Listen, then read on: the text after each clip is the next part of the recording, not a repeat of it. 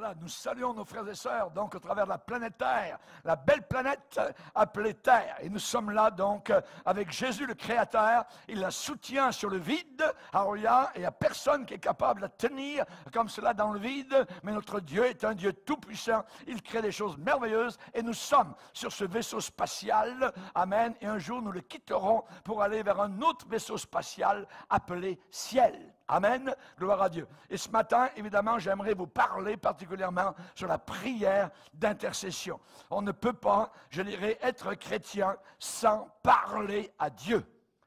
Il faut lui parler. On appelle cela la prière. Si vous voulez bien, Néhémie, premier chapitre. On va aller dans Néhémie, premier chapitre.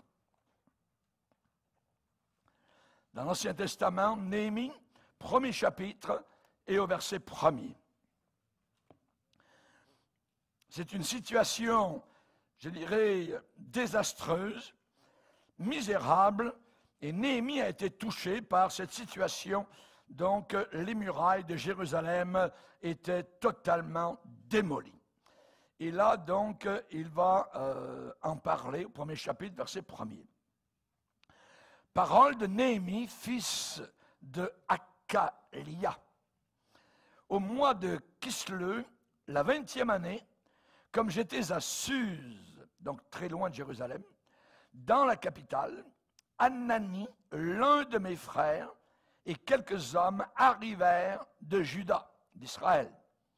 Je les questionnais au sujet des Juifs réchappés, qui étaient restés de la captivité, et au sujet de Jérusalem. Ils me répondirent, ceux qui sont restés de la captivité sont là dans la province, au comble du malheur et de la honte, de l'opprobre. Les murailles de Jérusalem sont en ruine et ses portes sont consumées par le feu.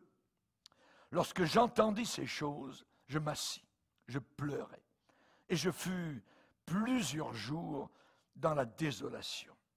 Je jeûnais et je priais devant le Dieu des cieux.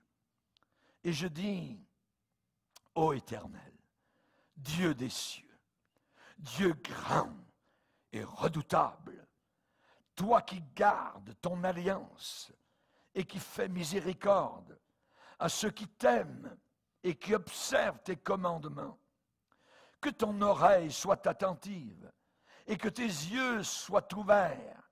Écoute la prière que ton serviteur t'adresse en ce moment, jour et nuit, pour tes serviteurs, les enfants d'Israël, en confessant les péchés des enfants d'Israël, nos péchés contre toi. Car moi et la maison de mon Père, nous avons péché. Nous t'avons offensé et nous n'avons point observé les commandements, les lois et les ordonnances que tu prescrivis à Moïse, ton serviteur. Souviens-toi de cette parole que tu donnas ordre à Moïse, ton serviteur, de prononcer.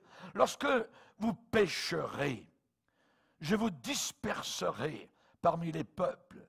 Mais si vous revenez à moi, et si vous observez mes commandements et les mettez en pratique, alors, quand vous seriez exilés à l'extrémité du ciel, de là, je vous rassemblerai et je vous ramènerai dans le lieu que j'ai choisi pour y faire résider mon nom. Amen. Seigneur, nous te bénissons et te glorifions pour la lecture de ta parole, merveilleuse et glorieuse. Nous voulons y prêter une oreille attentive. Nous ne voulons pas être des auditeurs oublieux, mais au contraire, Seigneur, nous voulons être prudents. Enseigne-nous encore, Seigneur, tes voies, car sans toi, que serions-nous? Sans toi, où irions-nous? Nous ne sommes rien sans toi. Alors c'est avec toi que nous voulons cheminer, c'est avec toi que nous voulons passer le reste de notre vie sur la terre. Jusque dans l'éternité, tu seras le même, comme tu l'as toujours été. Bénis abondamment la réflexion de nos cœurs aujourd'hui. Et cela, nous le demandons à cause du calvaire, à cause de la croix, à cause du sang versé abondamment pour nos péchés. Merci Père, dans le nom puissant de ton Fils. Amen. Et tout le peuple dit Amen. On peut s'asseoir, frères et sœurs. La prière d'intercession. Je pourrais dire une chose, c'est que l'Église a beaucoup d'hommes, de femmes qui prient.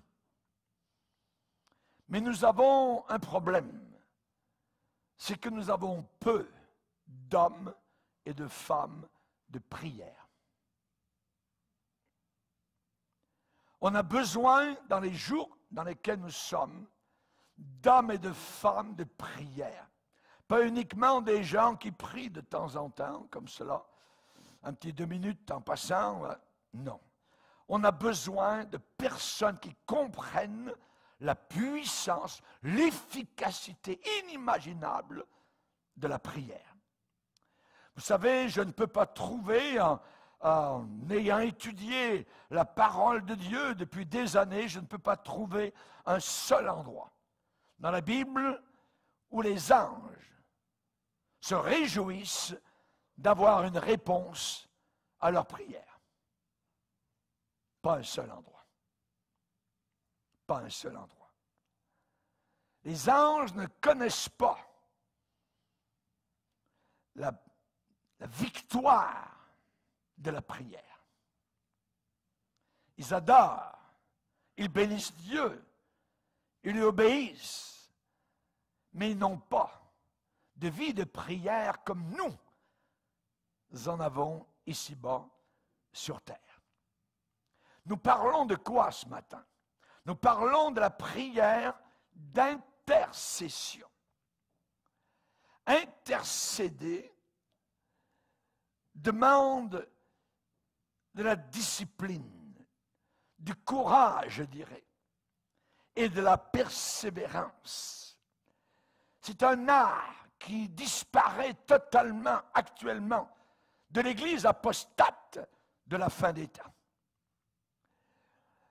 La Bible nous enseigne que le Saint-Esprit intercède pour nous. Le Saint-Esprit, la Bible dit, l'Esprit lui-même intercède par des soupirs inexprimables. Et celui qui sonde les cœurs, Dieu le Père, connaît quelle est la pensée de l'Esprit, parce que c'est selon Dieu qu'il intercède en faveur des saints. Si ce n'était pas de l'intercession du Saint-Esprit en votre faveur, vous ne seriez pas là ce matin. Et je ne serai pas là non plus ce matin. Le Saint-Esprit intercède pour nous. Il prie pour nous. Il nous soutient devant Dieu le Père. Mais il n'y a pas que le Saint-Esprit qui intercède en notre faveur. Juste dans Romains chapitre 8 et un peu plus bas et au verset 34, il est dit Christ est mort. Est-ce qu'il est mort? Oui, il est mort. Les musulmans ne croient pas que Jésus est mort sur la croix, qu'il s'est évanoui et qu'il est sorti un peu du tombeau, tout ça, un peu titubant. Non, non. La Bible dit que Jésus-Christ est mort. Il est mort. Christ est mort, bien plus, il est ressuscité. Ça veut dire qu'il est maintenant vivant. Et où est-il? Il est à la droite de Dieu. Et que fait-il? Il intercède pour nous. Il intercède pour toi. Toi qui dis, personne ne prie pour moi, personne ne s'occupe de moi, c'est faux. Jésus intercède pour toi. Le Saint-Esprit intercède pour toi. Et nous sur la terre, qui avons été créés à l'image de Dieu, est-ce que nous sommes des intercesseurs? Connaissons-nous l'intercession? Se tenir devant Dieu, parfois des heures, On ne connaît plus ça. Nous, c'est 2 minutes. Oh, ça fait 7 minutes. Oh, non. L'intercession, c'est autre chose. C'est bien différent. Intercéder. C'est le plus grand privilège jamais offert à l'homme. Ça veut dire quoi? Ça veut dire partager Gethsémane avec le Seigneur. S'il y a un endroit où Jésus a intercédé, vous le voyez là, cette ombre blafarde, quasiment couchée sous les oliviers, dans le jardin de Gethsémane, là où l'on pressait les olives, et là où Christ a été pressé, opprimé, à un tel point que le sang lui coulait par les veines de son corps. Une intercession en ma faveur et en la tienne, pour toi. C'est le plus grand privilège. Mais nous ne connaissons plus cela. Intercéder, se tenir devant le Seigneur et prier avec ferveur, avec persévérance. Intercéder, il y a le mot inter et cédere en latin. Ça veut dire plaider pour. Ça veut dire intervenir. Ça veut dire se placer dans les souliers d'Abraham, qui a prié pour Sodome et Gomorrhe. Est-ce possible? Et si vous voulez voir quelqu'un qui intercède en faveur des impies, c'est bien cet homme Abraham. Pas étonnant qu'il ait été appelé l'ami de Dieu. L'ami de Dieu. Le plus grand privilège que nous avons, ce n'est pas uniquement de nous réunir, c'est de plier les genoux dans l'intercession pour les besoins, pour les âmes perdues autour de nous. La bataille, ce n'est pas le Covid. La bataille, c'est contre l'enfer qui vient d'ouvrir béante sa bouche pour accepter, recevoir des milliers de jeunes gens, de jeunes filles, d'hommes et de femmes de notre génération. Mais le diable aimerait nous faire dévier ailleurs, alors que l'enjeu, il est là, par rapport à l'éternité. À l'éternité. Sur la montagne de transfiguration, vous savez que Pierre, Jacques et Jean étaient là. Et soudain, il y a eu cette révélation de personnes qui avaient disparu de la terre depuis des millénaires. Moïse apparaît, Élie apparaît, bien vivant. Et vous savez que la Bible déclare, lors de cette révélation, Jésus était en train de prier et il dit Pierre et ses compagnons étaient appesantis par le sommeil. Appesantis par le sommeil. Pendant que Christ sur la montagne de transfiguration était en train de prier, Pierre et les autres étaient appesantis par le sommeil. Appesantis par le sommeil. Mais s'étant tenus éveillés, ils virent la gloire de Jésus.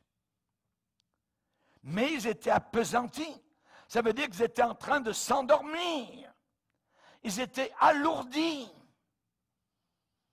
Et ils ont presque manqué la vision de la gloire de Jésus-Christ dans son règne. Est-ce que Jésus priait trop longtemps? Était-ce trop tough, dur, pour leur vie spirituelle immature? Ils étaient appesantis par le sommeil. Mais ils ont vu quand même la gloire du Seigneur. En redescendant, ils auraient dû se dire, « Hey, il ne faut pas que je m'endorme. Il ne faut plus que je m'endorme. » Mais voilà que à Gethsémane, dans le jardin, juste à quelque distance de la capitale Jérusalem, à la lueur blafarde de la lune, Jésus est en train de prier. Il est en train de prier dans ce jardin et il s'était éloigné de Pierre, Jacques et Jean, les trois mêmes personnes. Et il leur a dit, mon âme est triste jusqu'à la mort, restez ici et veillez avec moi. Et veillez avec moi.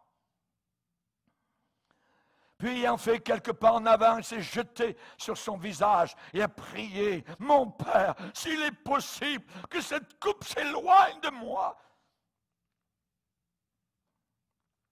Et il est revenu vers les disciples qu'il trouve endormis. Ça ronflait bien dans le dortoir. Il dormait. Un moment tragique, un moment pivot. C'est la même chose qui s'était passé sur la montagne de transfiguration. Et là, encore, ils dorment, endormis. Ils auraient dû apprendre une leçon amère à la transfiguration. Mais voilà que, de nouveau, endormis au même événement de prière. Une session de prière avec le Maître. Endormis. Avant de jeter la pierre, évidemment, aux disciples pour leur faiblesse, nous avons compris que nous aussi, avant de jeter la pierre sur leur double faillite, à la montagne de transfiguration et au jardin de Gethsémani, nous devons nous regarder nous-mêmes. Combien de fois notre vie de prière est totalement endormie? Juste à regarder la semaine qui vient de s'écouler. Combien de fois avez-vous plié les genoux devant le Seigneur? Combien de fois lui avez-vous parlé, dit quelque chose? Se pourrait-il que notre vie de prière soit endormie? Combien de fois avons-nous donné pour la prière juste, je dirais, les miettes de notre temps? Oh Seigneur, tu sais que je suis fatigué ce soir, je vais m'endormir, tout ça, mais je t'aime beaucoup Seigneur, bonne nuit Seigneur. Hop. On donnait les restes, on donnait les miettes de notre temps. Voyez. Combien de fois avons-nous attendu sans prier jusqu'à ce qu'on se rende compte qu'il n'y a pas d'autre moyen que de prier. On est au bout. À peu près comme ces gens qui prennent l'avion, je les ai vus souvent dans ma vie, qui se mettent à prier au décollage et à l'atterrissage. Après, tout va bien, pas de problème. Seigneur, tu peux retourner te reposer, ça s'est bien passé. Nous allons lire deux passages. Romains 13. Romains 13.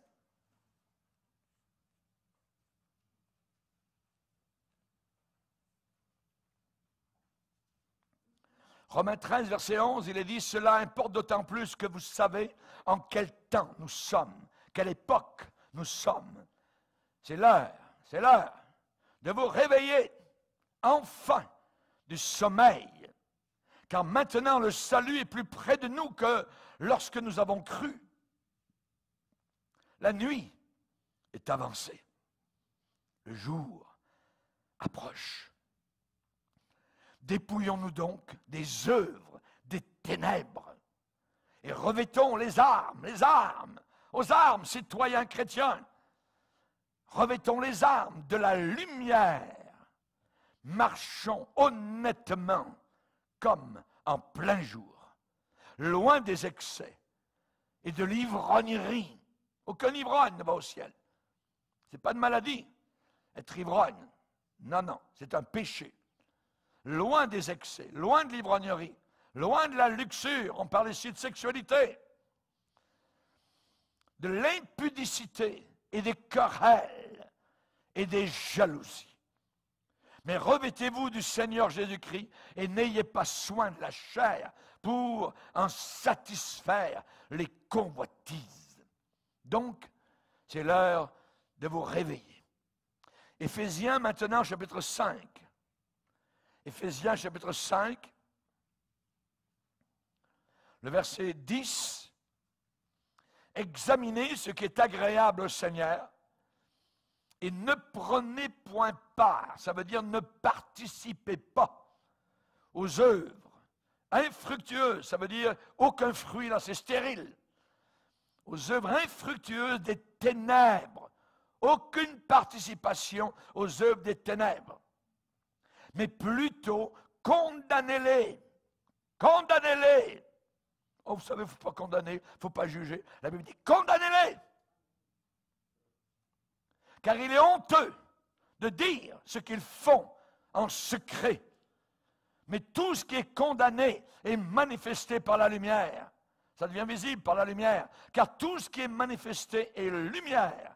C'est pour cela qu'il est dit, réveille-toi, réveille-toi, toi qui dors, relève-toi d'entre les morts, et Christ t'éclairera.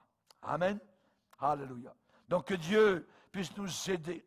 Vous savez, la vie chrétienne, on pourrait dire une sorte de définition, et il y a une définition biblique où la Bible dit le mystère de la piété est grand. Le mystère de la piété est grand. La piété, c'est ce que Dieu recherche, des gens pieux. Le contraire de pieux, c'est impie. Quand nous étions des impies, Christ est mort pour nous. Quand nous étions des impies, Christ est mort pour nous. Maintenant, nous avons changé de camp. On n'est plus des impies, on est des pieux. Amen. Paul va dire à Timothée, exerce-toi. Ouais, faire du sport, c'est pas mal, il n'y a pas de problème, j'en fais de temps en temps moi aussi, mais ça ne fait pas grand-chose. Vous voyez? L'exercice corporel est utile à peu de choses. Mais Timothée, exerce-toi à la piété. Fais ton jogging spirituel. Fais ton temps de prière, ton temps d'intercession. Place-toi devant Dieu, rejette le mal, rejette la poubelle, rejette le mensonge, rejette l'impureté. Rejette cela. Pour être approuvé de Dieu et avoir sa bénédiction, il faut absolument agir de cette manière. Pas avec faiblesse. Paul dit, je traite mon corps avec dureté, tough, de peur qu'après avoir témoigné aux autres, après avoir prêché aux autres, je ne sois moi-même disqualifié, adokimos, rejeté. Je ne vous connais pas, ouvriers d'iniquité. Ces gens qui ont un beau visage religieux extérieur et qui ensuite, durant la semaine, vivent exactement comme les païens et sont païens dans le cœur. Je ne vous connais pas. Dieu voit tout ça. Chers amis, si le mystère de la piété est grand, le mystère de la prière aussi est grand. Une église qui prie ensemble, qui jeûne ensemble, qui intercède ensemble, reste ensemble. La prière. Il n'y a rien de mécanique avec la prière. Vous n'avez pas un livre, 1, 2, 3, 4, 5. Non. Ce n'est pas votre machine à laver. La prière, il faut prier pour apprendre à prier. Il faut le faire. Attendez pas de dire, ben là j'ai étudié sur la prière, puis il y a un livre ici sur la prière. J'ai une étagère dans ma bibliothèque, c'est rempli de livres sur la prière. Je les ouvre rarement. Je préfère aller prier. C'est mieux de parler directement au patron.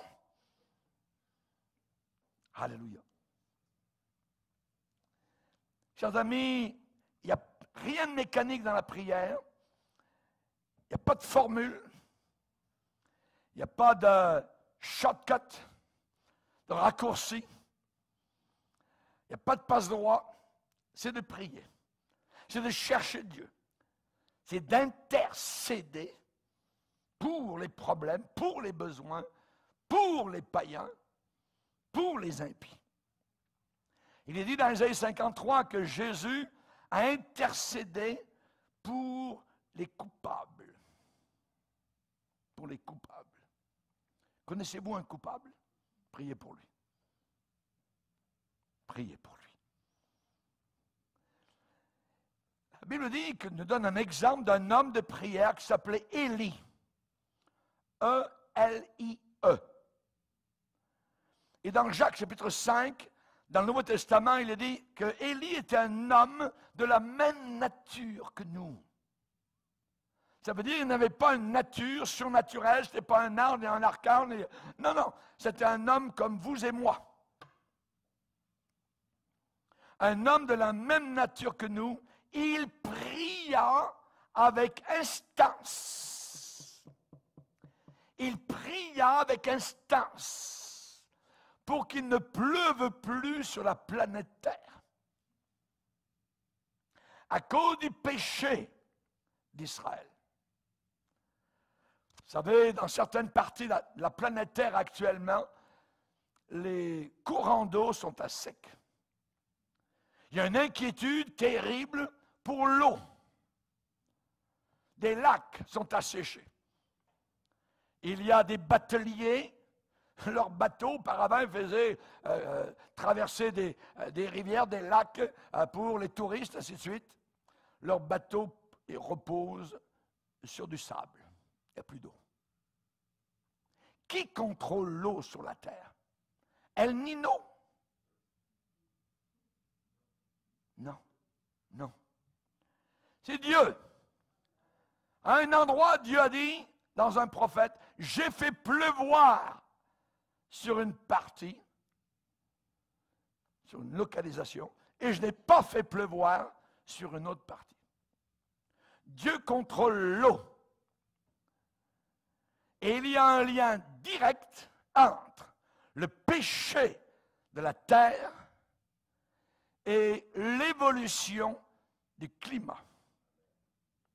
Parce que Dieu contrôle le climat. Il tient la planète Terre qui est sur le vide entre ses mains. C'est lui qui l'a fait. Il est tout puissant, pas l'homme. Et Élie pria pour que Dieu n'envoie plus aucune goutte d'eau sur la terre. Il n'a pas plu pendant 3 ans et 6 mois. Les champs de verre ont passé au brun, ont passé au jaune, et en plus, après, ça a été la terre vive, noire, plus rien. Et tous les jours, c'était un beau ciel bleu.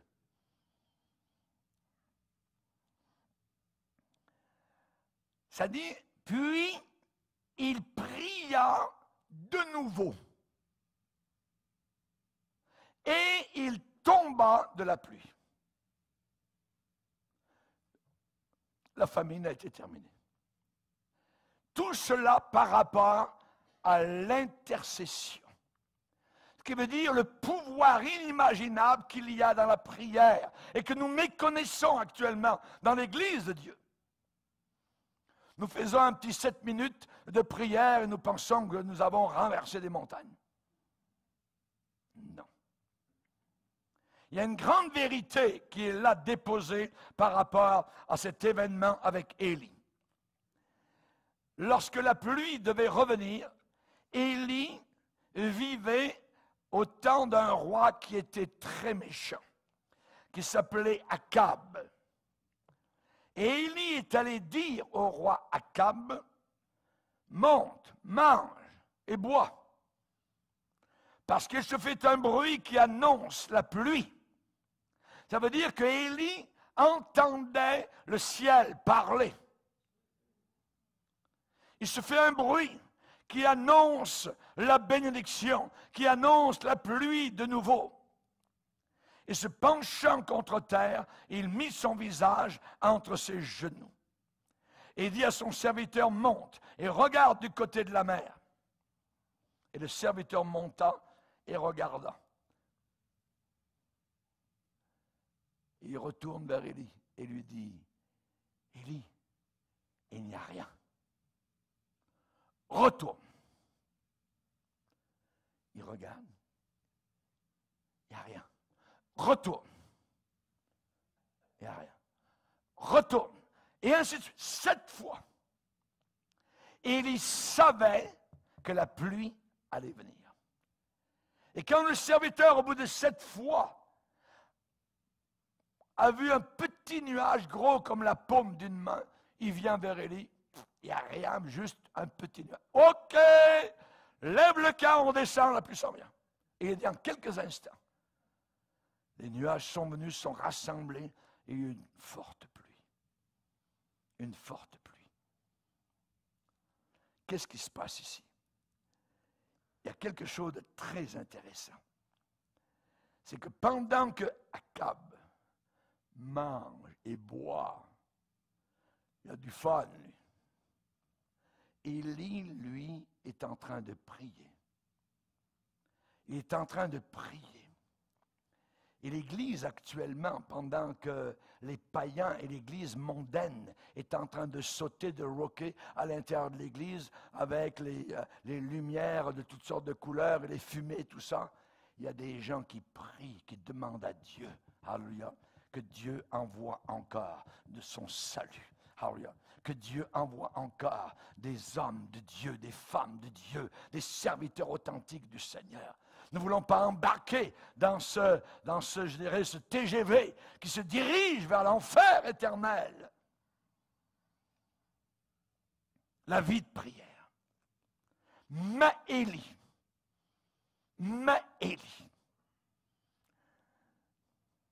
la vie de prière. Comment est ta vie de prière? C'est très important. Le chrétien n'est pas justement simplement assis le dimanche matin, et puis bon, ça va bien aller durant la semaine. Il faut parler à Dieu, il faut marcher avec Dieu. Imaginez que vous êtes marié et que durant une semaine, vous dites à votre épouse en vous levant, « Bonjour chérie. »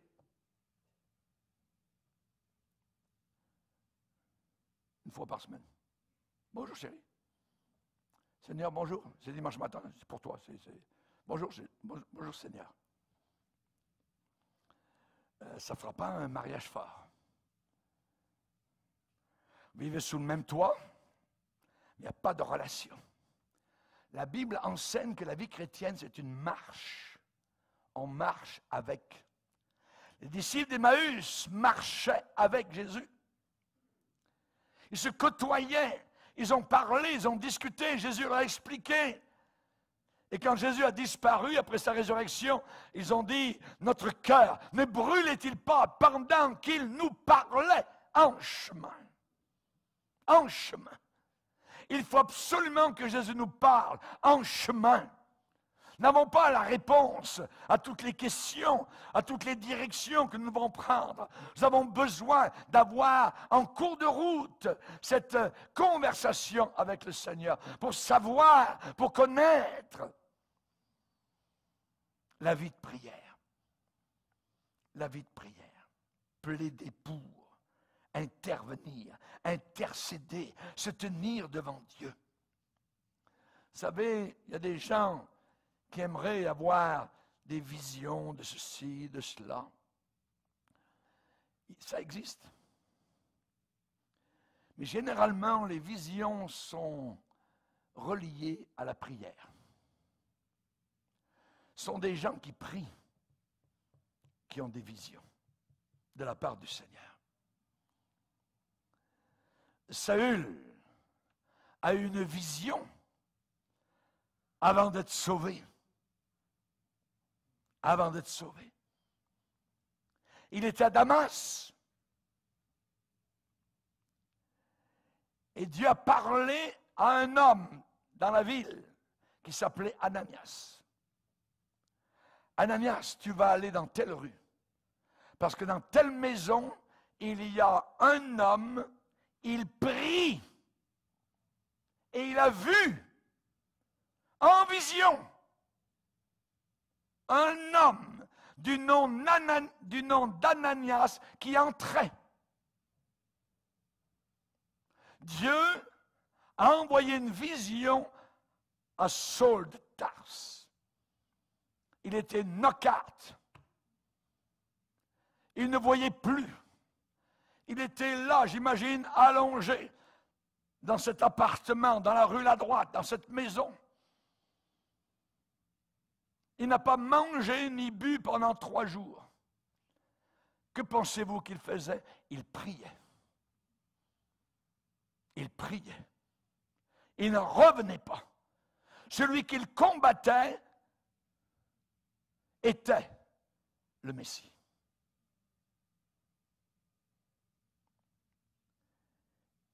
Et pendant qu'il priait, il a une vision. Il voit un homme du nom d'Ananias qui entre chez lui pendant qu'il est en train de prier. Il est devenu apôtre dans un périple d'évangélisation. Ils ne savent pas quoi faire. Ils sont quelques-uns avec Paul. Le Saint-Esprit les a bloqués à un certain endroit pour qu'ils n'aillent pas évangéliser là où ils pensaient. Ils ne savent pas quoi faire. Ils se mettent dans la prière. Saul prie. Seigneur, où dois-je aller? Que dois-je faire? Et pendant la nuit, Saul de Tarse, l'apôtre Paul, a une vision encore. Et il voit un homme européen, un Macédonien, qui est habillé comme là-bas, de l'autre côté de la mer, en haut de la Grèce, alors que lui, il est de ce côté-ci de la Turquie. Et l'homme lui dit en vision, « Viens vers nous, secours-nous !» Et ça s'en va. Pendant qu'il priait, Dieu lui a donné cette vision. Et avec les autres, ils en ont parlé. Et le lendemain, ils ont pris le bateau pour aller là-bas où habitait ce Macédonien. Et ils ont annoncé l'Évangile. Et ça a été la première entrée de l'Évangile en Europe, grâce à cette vision. Mais ils étaient en train de prier. Qu'est-ce que le Seigneur a dit par rapport à la fin des temps? Il a parlé de cette manifestation finale de puissance divine. Cela a été prédit. Le Seigneur a dit, vos jeunes gens auront des visions. Je vais me manifester, mais uniquement à ceux qui intercèdent, à ceux qui prient. Ils auront la direction. Ils sauront qu'ils sont au bon endroit. Ils sauront quoi faire. Vos jeunes gens auront des visions. Mais j'aimerais vous dire une chose. Il faut bien se mettre ça dans la tête. C'est que personne, absolument personne, ne va dire à Dieu quoi faire. Comment le faire? Quand le faire? Comment agir dans son acte final de miséricorde encore? Tant que l'enlèvement n'a pas eu lieu, le Seigneur veut sauver des personnes. Son sacrifice à la croix est encore efficace aujourd'hui. Alléluia. Nous ne pouvons pas poser des rails et oser demander à Dieu, Seigneur, mets ton train sur mes rails. Non, non, non, non. On ne peut pas demander à Dieu de se plier à nos idées personnelles, même si elles sont correctes. Non. Le Seigneur a dit, mes voies ne sont pas vos voies, mes pensées ne sont pas vos pensées. Autant les cieux sont élevés au-dessus de la planète Terre, autant mes voies sont élevées au-dessus des vôtres, ainsi que mes pensées. Il est le boss, il est le patron, il est le Seigneur. Il conduit les étoiles par milliards, les galaxies. Sa puissance n'a aucune borne. Il y aura des visions à la fin des temps. J'en suis certain parce que le Seigneur l'a déclaré. Mais personne ne devrait les chercher pour la nouveauté de la chose. Et la Bible ne dit à aucun endroit que quelqu'un est supérieur aux autres, à quelqu'un d'autre, parce qu'il a des visions ou il a eu des visions. J'aimerais vous parler d'un réveil spirituel authentique qui a eu lieu dans la première partie du XXe siècle, aux Hébrides. Les Hébrides, c'est au nord de l'Écosse, au nord de l'Angleterre. Et vous allez voir, je vais vous parler de cette expérience. Ça nous montre le pouls spirituel d'un réveil. Et ça crée de l'émotion dans nos cœurs. Dans ce petit village, sur la côte ouest de l'Écosse, sur l'île de Lewis, un village était là appelé Barvas, B-A-R-V-A-S. Et on a demandé à l'époque à un homme de Dieu très reconnu, qui s'appelait Duncan Campbell, d'aller prêcher dans ce village. Mais il ne pouvait pas y aller parce qu'il était déjà pris ailleurs, il avait d'autres missions ailleurs, donc il était pris dans d'autres lieux. Mais dans ce village-là, il y avait une prière puissante qui était montée vers le trône de Dieu pour un mouvement du Saint-Esprit. Et les intercesseurs les plus puissants, c'était deux sœurs. Deux sœurs. L'une s'appelait Peggy, l'autre s'appelait Christine Smith. L'une était âgée de 82 ans et l'autre de 84 ans. Ça nous fait penser à Anne dans la Bible, une femme aussi de plus de 80 ans qui était à Jérusalem et qui n'arrêtait pas de prier jour et nuit dans le jeûne, la prière, et qui parlait de Jésus à tous ceux qu'elle rencontrait. Ces deux sœurs, dans le petit village de Barvas, sur une île perdue au nord de l'Écosse, priaient le Dieu saint. Agis, Seigneur.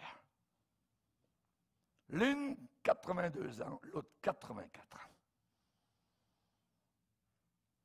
Peggy était aveugle et sa sœur était presque courbée en deux par l'arthrite. Ces deux femmes-là parlaient uniquement la langue, le dialecte celtique, qui est le gaélique. Vous savez ce que la Bible dit? Que Dieu a choisi les choses faibles de ce monde, celles qu'on méprise, qu'on regarde comme inutiles. Eh bien, Dieu, lui, il les choisit. Dieu, lui, il veille sur ces gens-là. Il les aime et les utilise s'ils sont utilisables. Vous savez que la foi vient. D'où vient la foi? La foi vient de ce qu'on entend, et ce qu'on entend vient de la parole de Dieu. La foi vient en écoutant. Et ces deux vieilles femmes ont saisi dans la Bible une promesse du Dieu éternel. Nous allons la lire. Dans Ésaïe 44,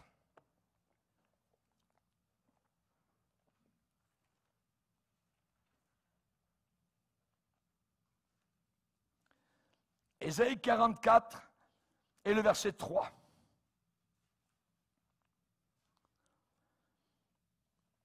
Ces deux vieilles femmes-là ont placé cette promesse devant le Seigneur de gloire. Car je répandrai des eaux sur le sol altéré. Ça veut dire le sol sec, le sol assoiffé. Et je répandrai des ruisseaux sur la terre desséchée. Je répandrai mon esprit sur ta race et ma bénédiction sur tes rejetons. Ces deux vieilles femmes-là ont pris cette promesse à la lettre. Je répandrai des eaux sur le sol altéré. La version anglaise, King James, dit, pour ce que Second déclare, je répandrai des eaux sur celui qui a soif. Sur le sol qui a soif. Sur celui qui a soif. Et des ruisseaux sur la terre desséchée. Je répandrai mon esprit sur ta race. Ces deux vieilles femmes-là ont plaidé devant Dieu jour et nuit. Jour et nuit. Elles se sont mises dans la bataille. Elles se sont mises, je dirais, en module, je dirais, bataille, alerte, en prière, intercession, pour que cela arrive. Je répandrai des eaux sur le sol assoiffé. Je répandrai ma bénédiction sur ceux qui ont soif. On a demandé à Campbell de venir prêcher après ce temps d'intercession. Campbell a refusé d'aller à Barvas. Et cela a été accepté par la plupart des chrétiens de cette petite place-là, de ce petit lieu, comme étant la pensée du Seigneur. Donc, la plupart des gens ont pensé ça. On a envoyé une deuxième lettre sur la vie de ces deux femmes-là, qui ont dit, renvoyez-lui une autre lettre. Peggy était la guerrière aveugle qui ne voyait pas avec ses yeux.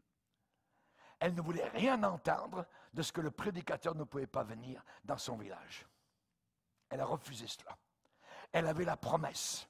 Je répandrai des eaux sur le sol assoiffé.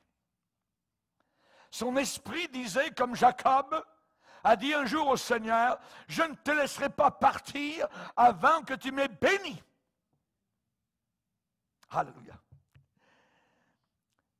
Quand la deuxième lettre a été envoyée, ils ont reçu l'avis de Campbell. Campbell a répondu en disant qu'il ne pouvait pas venir de nouveau. Donc, il dit la même chose que la première fois. Peggy, la vieille dame de 84 ans, aveugle, a dit, ça c'est ce que l'homme déclare. Mais Dieu en a décidé autrement. Écrivez-lui encore. Il sera là, ici, dans 2 semaines. Savez-vous ce qui est arrivé? Il est venu. Il est venu. Sa première prédication a été sur les vierges folles. Duncan Campbell a prêché sur les vierges folles. Il est descendu du pupitre. Et un jeune diacre a levé sa main et il l'a fait tourner au-dessus de sa tête. Monsieur Campbell, Dieu est ici, au-dessus de nous, et il va faire une percée. Monsieur Campbell, j'entends déjà le bruit des roues des chariots célestes. Toute l'assemblée était sortie et s'attardait à l'extérieur de l'église. À l'extérieur, beaucoup de visages montraient une tristesse, une détresse spirituelle profonde.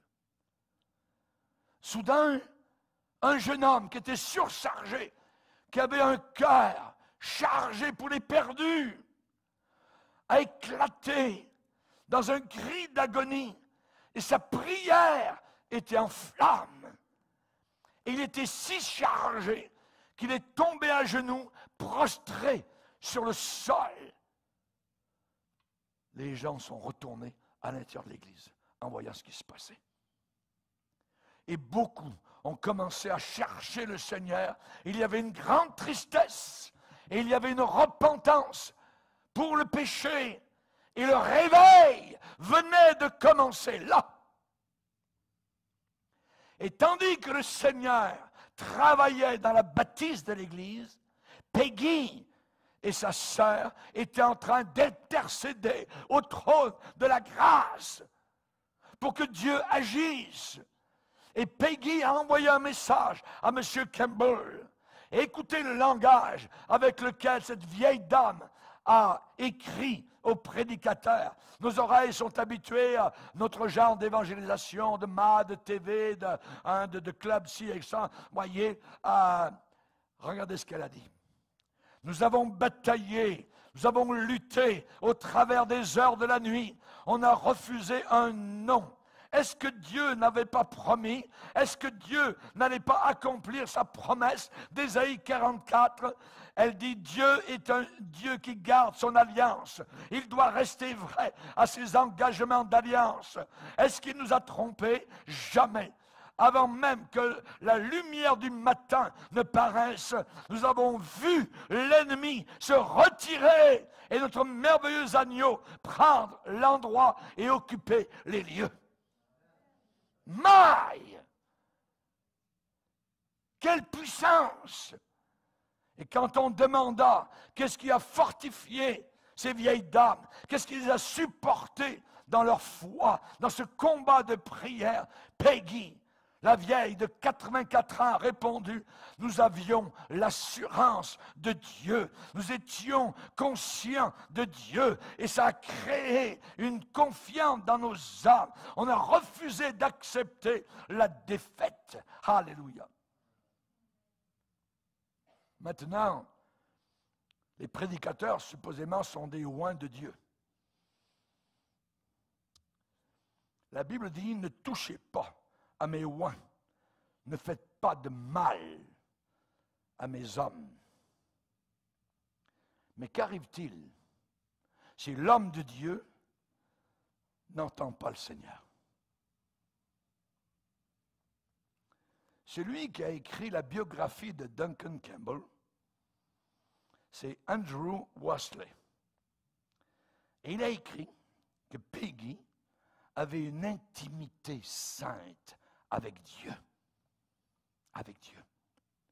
Et Peggy s'est opposée à résister à Campbell, comme Paul a résisté à Pierre. Quand il dit dans Galates 2, je résistais en face à Pierre parce qu'il était répréhensible. Cette vieille dame avait demandé à Duncan Campbell de venir dans un petit village isolé pour y tenir des réunions. Et l'homme de Dieu avait refusé. Les gens du village n'étaient pas en faveur de ce genre de réunion de réveil. Non, non, non, non. Oui. Et Campbell avait dit qu'il doutait de la sagesse de cette vieille de 84 ans.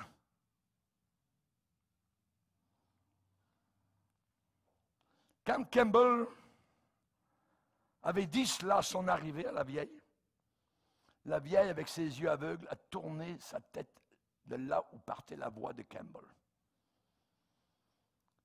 Elle lui a dit, Monsieur Campbell, si vous viviez aussi près de Dieu que vous le devriez, il vous aurait à vous aussi révélé ses secrets.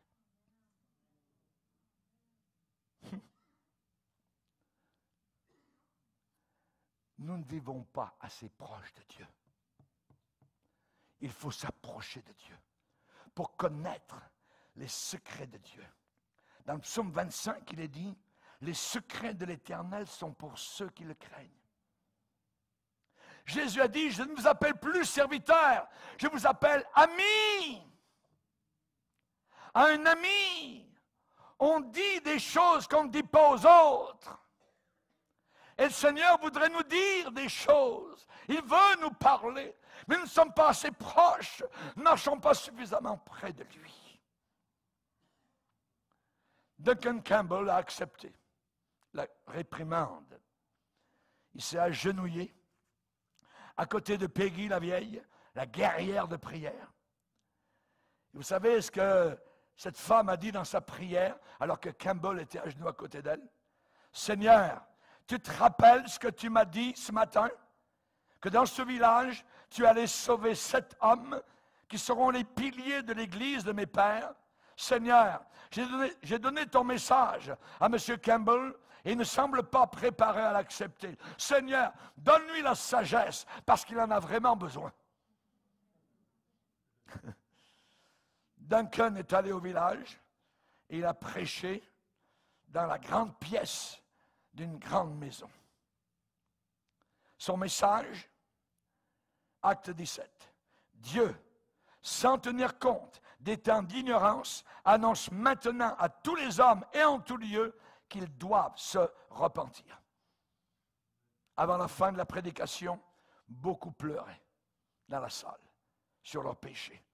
Et parmi eux, 7 hommes ont été sauvés, tel que le Seigneur l'avait dit à Peggy.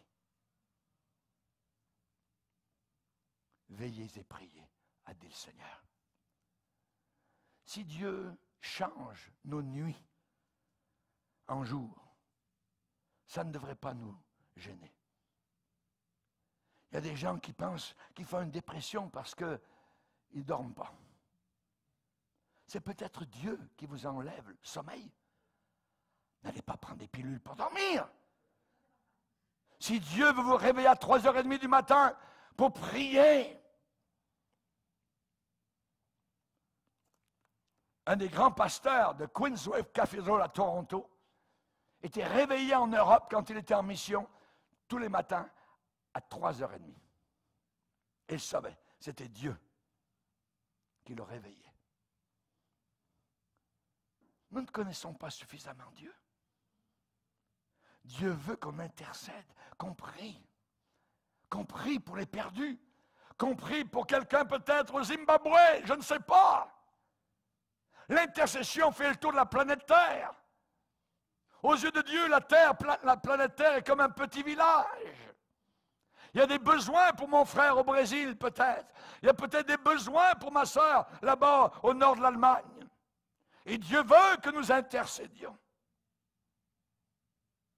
Seigneur, je ne sais pas pourquoi tu me réveilles, mais je vais prier, je vais intercéder. Que le Seigneur revise nos pensées et qu'il nous donne un cœur brisé. Dieu n'utilise que des cœurs totalement brisés. Rappelez-vous les cruches de Gédéon. Il fallait les briser, les casser, pour que le flambeau brille dans la nuit devant l'ennemi. Si vous êtes brisé, remerciez le Seigneur. Si la vie vous a brisé, remerciez le Seigneur. L'éternité dira tous les bienfaits d'un cœur qui a été brisé, multi-brisé, brisé fois après fois, pour que la lumière brille de plus en plus.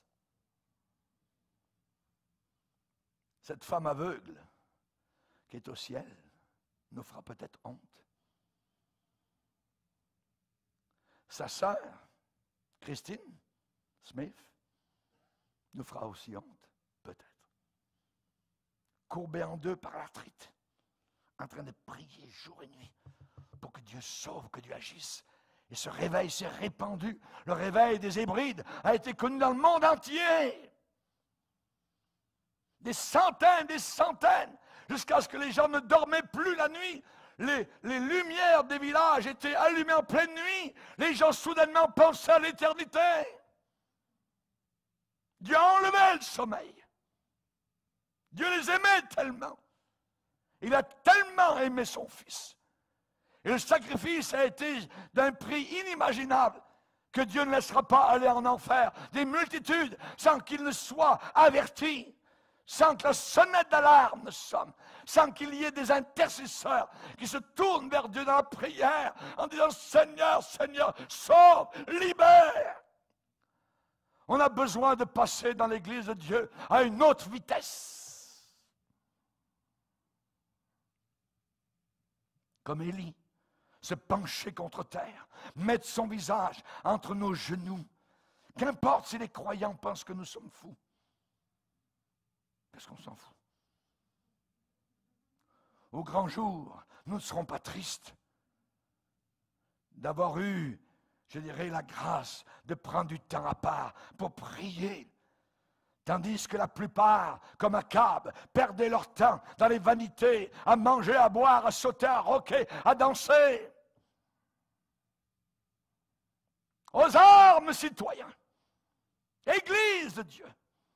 Réveille-toi!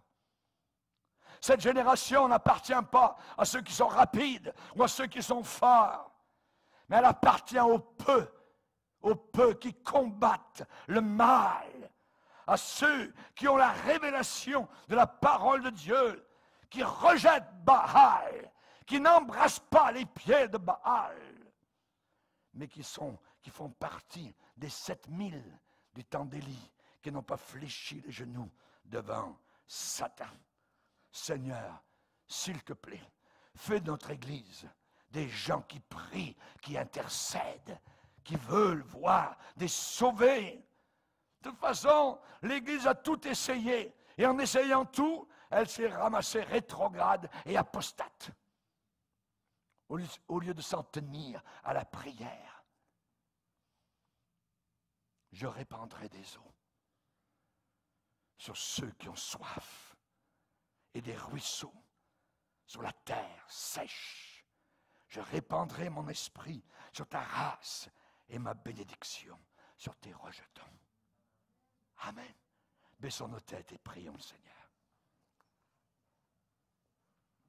Alléluia. Notre Dieu, nous te bénissons. Notre Dieu, aide-nous à être des intercesseurs. Aide-nous, Seigneur, à tenir les cornes de l'autel, de la prière, à nous tenir à tes pieds. Seigneur, tu as dit qu'il fallait toujours prier et ne pas se relâcher. S'il te plaît, dans ta bonté, donne-nous, Seigneur, des intercesseurs, donne-nous des Peggy, donne-nous des Christine, Seigneur, qui se tiendront devant le trône de gloire pour cette génération, pour voir Dieu agir, Dieu bénir, Dieu sauver, Dieu délivrer. Alléluia, Seigneur, dans ta bonté, nous le demandons de tout cœur et pour ta seule et unique gloire. Amen et amen. Et tout le peuple dit Amen. Levons-nous ensemble devant le